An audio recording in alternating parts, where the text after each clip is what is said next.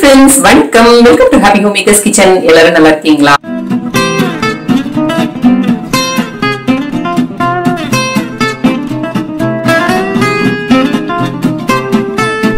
ஒரு கப் அளவுக்கு கடலை மாவு எடுத்துக்கோங்க.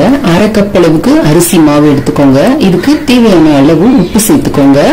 இதுல ஒரு வெங்காயத்தை இந்த மாதிரி நீள நீளமா கட் பண்ணி இதையும் சேர்த்துக்கோங்க. 2 பச்சை மிளகாய் பொடியா கட் பண்ணி வச்சிருக்கேன், இதை சேர்த்துக்கலாம். ஒரு ஆர்க்கு கருவேப்பிலை இதையும் பொடியா கட் பண்ணி வச்சிருக்கேன், சேர்த்துக்கலாம். பொடியா நறுக்கின புதினாவும் கொத்தமல்லியும் ரெண்டும் சேர்த்து ஒரு அரை கைப்பிடி அளவுக்கு எடுத்துக்கோங்க. இதுல ஒரு 2 சிட்டிகை அளவுக்கு பெருங்காயத்தூள் சேர்த்துக்கோங்க. 1/4 டீஸ்பூன் அளவுக்கு ஓமம் சேர்த்துக்கோங்க. 1 டேபிள் ஸ்பூன் அளவுக்கு தயிர் சேருங்க. இது நல்ல சாஃப்ட்னஸ் கொடுக்கும் நம்மளோட போண்டாக்கு. இதுல நம்ம தயிர் சேர்த்துக்கோங்க, அதுக்கு பதில் ஒரு சிட்டிகை அளவுக்கு சோடா உப்பு வேணும்னாலும் நீங்க சேர்த்துக்கலாம். அப்படி உங்களுக்கு பேக்கிங் சோடா சேர்க்க விருப்பம் இல்லை அப்படின்னா 1 டேபிள் ஸ்பூன் அளவுக்கு நல்ல சூடான எண்ணெய் இதுல விட்டுக்கோங்க. இப்போ கொஞ்சம் கொஞ்சமா தண்ணி சேர்த்து இதை நல்லா திக்கா கரைச்சிக்கலாம். இந்த மாதிரி மிக்ஸ் பண்ணிக்கோங்க. உங்களுக்கு விருப்பம்னா இதுல நீங்க இஞ்சி பூண்டு பேஸ்ட் கூட போட்டுக்கலாம். ஒரு கிண்ணத்துல இந்த மாதிரி பக்கத்துல தண்ணி வச்சுக்கோங்க. இதுல நல்லா கையை நனைச்சிட்டு கொஞ்சம் கொஞ்சமா உங்களுக்கு எந்த அளவுல வேணுமோ அந்த அளவுல மாவு எடுத்து இந்த மாதிரி உருட்டி நம்ம எண்ணெயில போட்டு பொரிச்சு எடுத்துக்கலாம். இப்போ எண்ணெயை நல்லா காய வச்சிருக்கோம். இதுல இந்த உருண்டைகளை போட்டு பொரிச்சு எடுத்துக்கலாம். கையை அப்பப்ப தண்ணியில நினைச்சிட்டீங்கன்னா இந்த மாவு கையில ஒட்டாம நமக்கு ஈஸியா வரும் போடுறதுக்கு. நினைச்ச உடனே ஈஸியா செய்யக்கூடிய ஸ்நாக் இது. இந்த பக்கம் டீ காஃபி போட்டுட்டு இந்த பக்கம் ஸ்நாக் பண்ணிடலாம். இதை எடுத்து நம்ம மோர் குழம்புல எல்லாம் கூட போடலாம். காய் இல்லாத நேரத்துல மோர் குழம்புக்கு இது நல்லா இருக்கும். உங்களுக்கு வேணும்னா இதுல கேரட், குடமிளகா, ஸ்வீட் கார்ன் அந்த மாதிரி பொடியா நறுக்கிற வெஜிடபிள்ஸ் கூட சேர்த்து நீங்க இதுல பண்ணலாம். இதுல முட்டைக்கோஸ் போட்டீங்கன்னா கூட நல்ல டேஸ்டா இருக்கும். நம்ம எடுத்த அளவுக்கு இந்த சைஸ்ல 20 இருந்து 24 போண்டா வரைக்கும் போடலாம். இந்த மாதிரி நல்ல பொன்னிறமா பொரிஞ்சதும் எடுத்தோம்னா நம்மளோட கடலை மாவு போண்டா தயார்.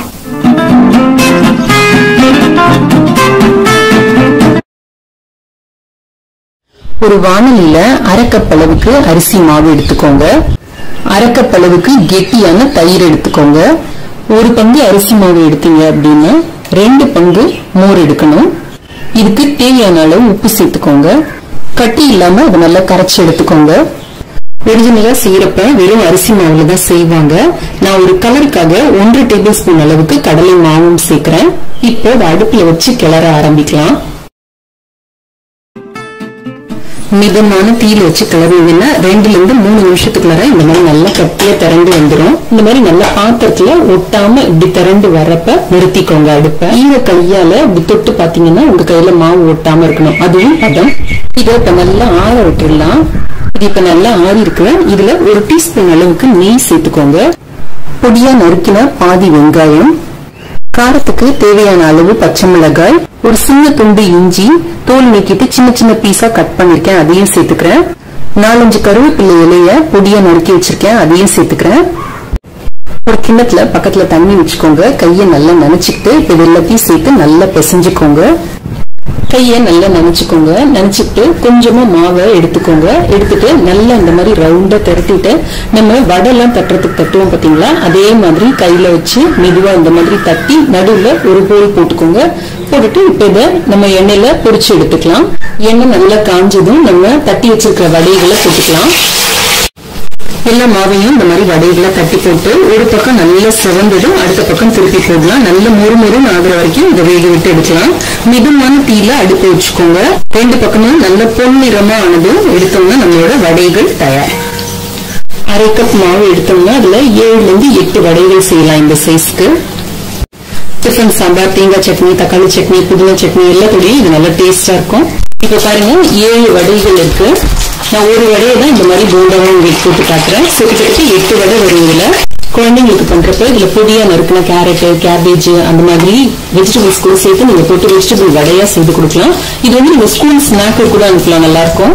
இப்ப நம்மளோட போண்டாக்களும் தயார். இது மாவு தயார் பண்ண உடனே வடைகளை சுட்டு எடுத்துருங்க. கொஞ்சம் நேரம் ஆனதுனாலும் எண்ணெய் குடிக்க ஆரம்பிக்கும் இது. இப்ப நான் பிரிச்சு காட்டுறேன் பாருங்க எப்படி இருக்குன்னா, நம்ம நார்மல் உளுந்து வடை மாதிரியே நல்லா இருக்கும். வெளியில நல்லா கிறிஸ்பியா உள்ள சாஃப்டா இருக்கு பாருங்க.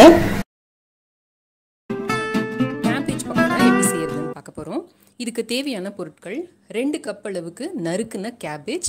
இது நல்லா நறுக்கிட்டு தண்ணியில் ஒரு தடவை நல்லா அலசி எடுத்து வச்சுக்கோங்க. அப்போ தான் அந்த கேபேஜோட வாடை இல்லாமல் இருக்கும். ஸோ இதை நான் வடிகட்டி எடுத்து ரெடியாக வச்சுருக்கேன். அதுக்கப்புறமா இதுக்கு தேவை 1/2 கப் அளவுக்கு கடலை மாவு, 1/2 கப் அளவுக்கு கார்ன்ஃப்ளவர் மாவு. கார்ன்ஃப்ளவர் மாவு போட்டிங்கன்னா நல்ல கிறிஸ்பியாக டேஸ்டியாக இருக்கும். அப்படி உங்களுக்கு ஒருவேளை கார்ன்ஃப்ளவர் மாவு கிடைக்கல அப்படின்னா அரிசி மாவு போட்டுக்கோங்க. பட் பெஸ்ட் வந்து கார்ன்ஃப்ளவர் மாவு தான். சிட்டிகை அளவுக்கு சோடா உப்பு, தேவையான அளவு உப்பு, ஒரு 2 பிஞ்ச் அளவுக்கு பெருங்காயத்தூள், உங்கள் காரத்துக்கு ஏற்றபடி காரப்பொடி எடுத்துக்கோங்க. நான் இங்கே ஒரு 1/2 டீஸ்பூன் அளவுக்கு எடுத்திருக்கேன். ஒரு 2 சிட்டிகை அளவுக்கு மஞ்சள் தூள், 1 டீஸ்பூன் அளவுக்கு இஞ்சி பூண்டு விழுது. அவ்வளோதாங்க இதுக்கு. இப்போ எல்லாத்தையும் சேர்த்து ஒன்றா போட்டு கலந்துருவோம். இதில் நீங்கள் கேபேஜோட கேப்சிகம், சின்ன சின்னதாக நறுக்கின கேரட்டு அந்த மாதிரி எல்லாம் வேணால் கூட போட்டுக்கலாம். பட் வெறும் கேபேஜ் போட்டிங்கனாலே அவ்வளோ டேஸ்ட்டாக இருக்கும். இப்போ இது எல்லாத்தையும் சேர்த்து நல்லா கலந்துக்கலாம். நம்ம கலந்து முடிச்சுட்டு தேவைக்கேற்ப தண்ணி சேர்த்துக்கலாம். முதல்லையே தண்ணி சேர்க்க வேண்டாம். இதில் லேசாக தண்ணி தெளித்து பிசைஞ்சுக்கோங்க. ஒரேடியாக தண்ணி விட வேண்டாம், ரொம்ப தண்ணி இழுக்காது. இது இந்த மாதிரி எல்லாம் சேர்ந்தாப்புல வர்ற மாதிரி எல்லாத்தையும் கலந்து விட்டுக்கோங்க. கொஞ்சம் உதிராக இருந்தால் நல்ல டேஸ்ட்டாக இருக்கும். ஸோ அந்த மாதிரி கலந்துக்கோங்க. கொஞ்சம் கொஞ்சமாக எடுத்து நம்ம பக்கோடா எல்லாம் அப்படி உதுத்து விடுவோம் பார்த்தீங்களா, அந்த மாதிரி உதுத்து இப்படி போட்டுடுங்க.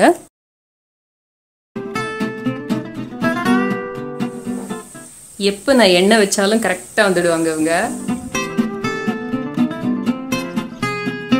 கொஞ்சம் இதானோனே திருப்பி விடுங்க. இப்போ நம்மளோட கிறிஸ்பி கேபேஜ் பக்கோடா தயார். கல் வச்சுருக்கேன், ஸோ அதில் எடுத்து போட்டுடலாம். ஸோ எண்ணெய் அனுச்சுன்னா கூட நமக்கு தேய்க்கிற வேலை மிச்சம். இப்போ இதே மாதிரி எல்லாத்தையும் பொரிச்சு எடுத்துக்க வேண்டியதுதான். சிம்பிளாக தயார் பண்ணக்கூடிய ஒரு ஆனியன் பக்கோடா, அதுவும் நம்ம பேக்கரியிலலாம் கிடைக்கும் பார்த்தீங்களா, அந்த மாதிரி ஆனியன் பக்கோடா. இதுக்கு நான் வந்து 2 பெரிய வெங்காயம் எடுத்து மெல்லிஸாக இந்த மாதிரி கட் பண்ணி வச்சுருக்கேன். இந்த மாதிரி லேசாக கையில் உதுத்து விட்டுக்கோங்க.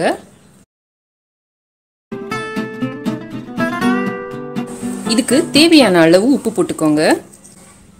இப்போ இந்த 2 வெங்காயத்துக்கு மட்டும் தேவையான உப்பு போட்டுக்கிறேன்னா, உப்பு போட்டு இதை லேசாக கையில் இப்படி நொறுக்கு நாப்பில் பிசைஞ்சு கொடுங்க.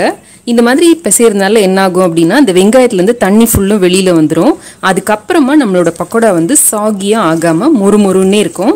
அதுக்காக தான் நம்ம இந்த மாதிரி பண்ண போகிறோம். ஸோ எக்ஸ்ட்ராவாக நம்ம தண்ணி தேவைன்னா 1 or 2 டேபிள் ஸ்பூன்ஸ் விட்டுக்கலாம்.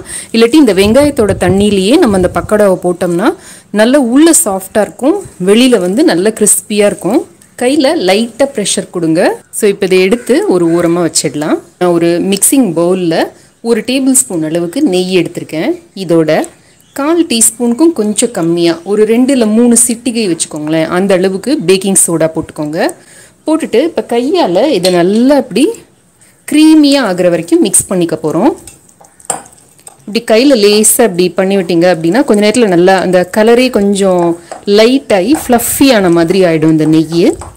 இப்போ இந்த மாதிரி நல்ல லைட்டாக ஃப்ளஃபி ஆன உடனே இதில் வந்து 1 கப் அளவுக்கு கடலை மாவு, 1/2 கப் அளவுக்கு அரிசி மாவு, 1/4 கப் அளவுக்கு பொட்டுக்கடலை மாவு, உடைச்ச கடலை இருக்குது பார்த்தீங்களா, அதை நல்லா மிக்சியில் போட்டு பொடி பண்ணி அதை எடுத்திருக்கேன்.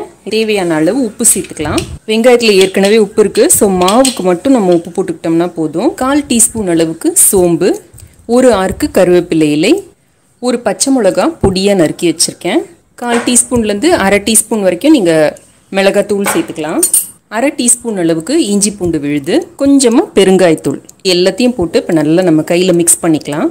இப்போ இந்த மாவு எல்லாத்தையும் நம்ம நல்லா மிக்ஸ் பண்ணியிருக்கோம். மாவு இப்படி பிடிச்சோம்னா அது அப்படியே இப்படி கட்டியாக நிற்கணும், இப்படி விட்டோம்னா உதிரணும். இந்த பதத்துக்கு இருக்கிற வரைக்கும் நீங்கள் வந்து இதை நல்லா கலந்து விட்டுக்கோங்க.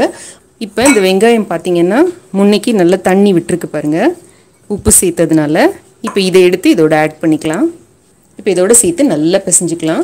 யூஸ்வலாக இந்த வெங்காயத்தில் இருக்கிற தண்ணியே போதுமானதாக இருக்கும் இந்த பக்கோடாக்கு. தேவைன்னா மட்டும் நம்ம 1 or 2 டீஸ்பூன்ஸ் இல்லை மேக்ஸிமம் 1 டேபிள் ஸ்பூன் அளவுக்கு தண்ணி சேர்த்தா போகிறோம். ரொம்ப தண்ணி சேர்க்க வேண்டாம், கொஞ்சம் தண்ணி ஆட் பண்ணிக்கலாம். ஸோ இப்படி எடுத்து நம்ம இப்படி உதுத்து விடுற மாதிரி இருக்கணும். அந்த பதத்தில் பிசைஞ்சிக்கிட்டிங்கன்னா கரெக்டாக இருக்கும். இப்போ எண்ணெய் காய வச்சுருக்கேன், எண்ணெயில் போட்டு பொரிச்சு எடுத்துக்கலாம். பக்கோடா போட ஆரம்பிக்கலாம். இப்படி கொஞ்சமாக எடுத்துட்டு கையால் இப்படி லேசாக இப்படி உதுத்து விடுற மாதிரி விட்டுடுங்க.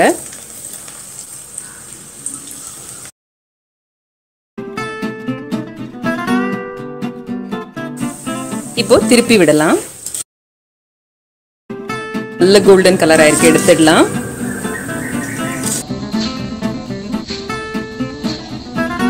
பேக்கிங் சோடா எதுவுமே வந்து போடுறதுக்கு விருப்பம் இல்லை அப்படின்னா நீங்கள் அழகாக இந்த மாதிரி எண்ணெயை காய வச்சு நல்ல ஒரு 2 டேபிள் ஸ்பூன் அளவுக்கு காஞ்ச எண்ணெயை போட்டு கூட நீங்க பண்ணலாம். மற்ற எல்லா ஸ்டெப்பும் சேம் தான்.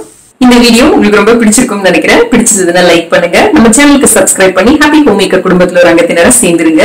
இணைந்திருங்கள் ஹாப்பி ஹோம் மேக்கருடன். என்னாலும் நன்றி, வணக்கம். ஆரோக்கியமான சமையல், ஆனந்தமான வாழ்க்கை.